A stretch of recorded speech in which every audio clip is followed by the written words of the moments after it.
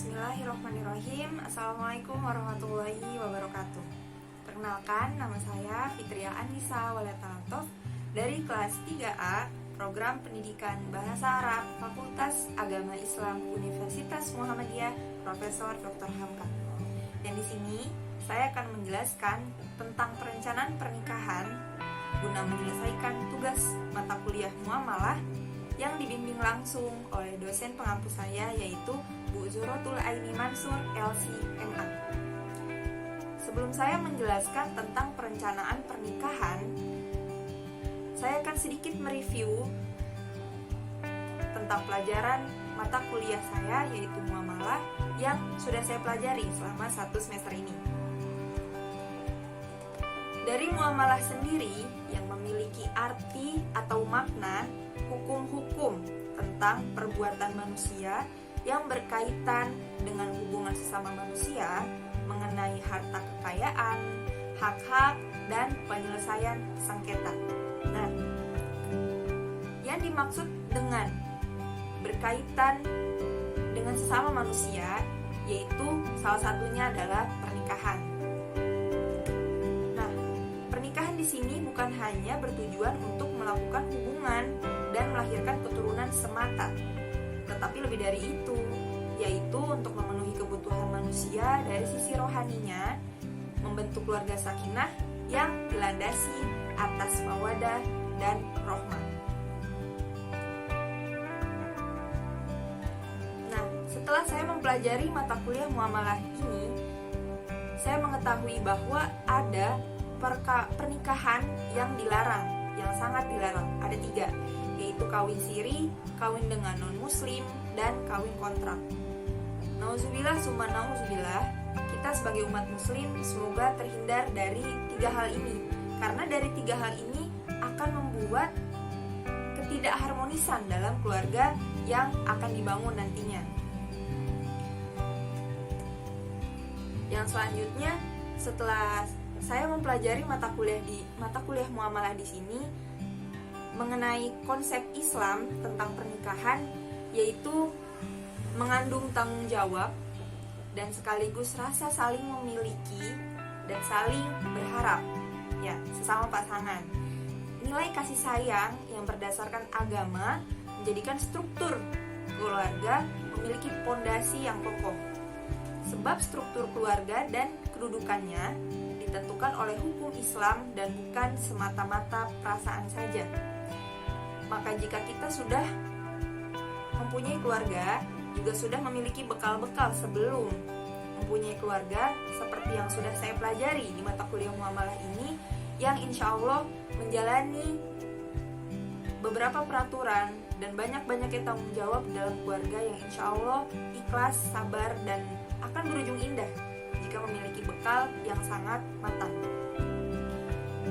Yang perencanaan saya pribadi di sini yaitu saya akan menikah di umur yang matang dengan pengalaman mental maupun finansial saya yang juga sudah insya Allah siap untuk lanjut ke tahap atau ke amanah selanjutnya setelah selesai di jenjang kuliah saya ini insya Allah.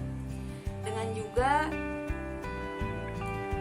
kriteria lelaki yang akan saya harapkan menjadi pasangan hidup saya, yaitu sehat fisiknya tentu, dewasa dalam menangani masalah, sabar, juga tidak menjauhkan saya dari Allah Subhanahu wa Ta'ala.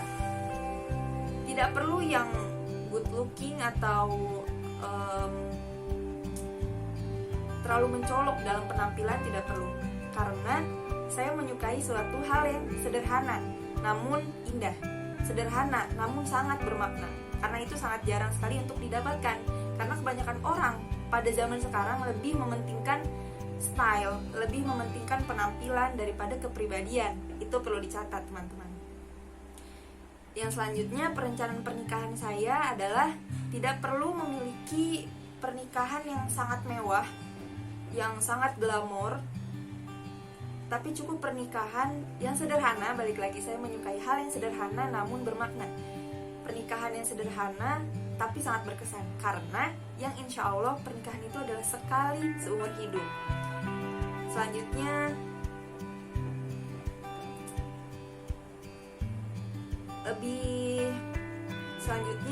menyelesaikan masalah yang saya harap tidak lebih dari 3 hari, sama-sama saling mengulurkan rasa egois saat masalah itu ada, sama-sama saling sharing keterbukaan.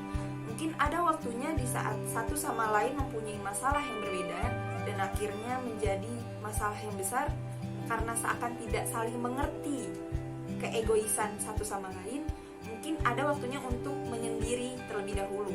Jangan terlalu lama juga, karena di saat terlalu lama dan terlalu nyaman dengan kesendirian itu, setan pun akan masuk dan membisik-bisikan hal-hal yang tidak-tidak, yang akhirnya kita menjadi jarang dalam sharing, jadi jarang untuk terbuka dengan pasangan, dan itu sangat negatif, khawatir nantinya.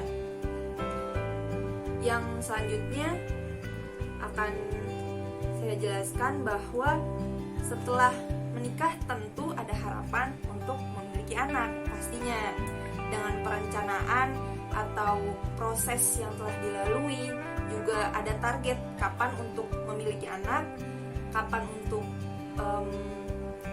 ada program-program tertentu yang akan dilakukan setelah menikah. Dan ada hal-hal yang sudah menjadi harapan saya untuk mendidik anak, yaitu lewat keteladanan, pembiasaan yang baik, menasehati dengan lemah lembut, tidak dengan fisik, tidak dengan kasar, yaitu mengontrol emosi saya sendiri, dan sanksi. Tidak juga dengan memanjakan anak. Ada waktunya anak merasa bahwa sikapnya yang buruk, dia akan mendapatkan hukuman. Sama seperti kita, yaitu manusia yang kita menjalankan peraturan syariat Islam, dan di saat kita melarangnya, kita pasti akan mendapatkan hukuman.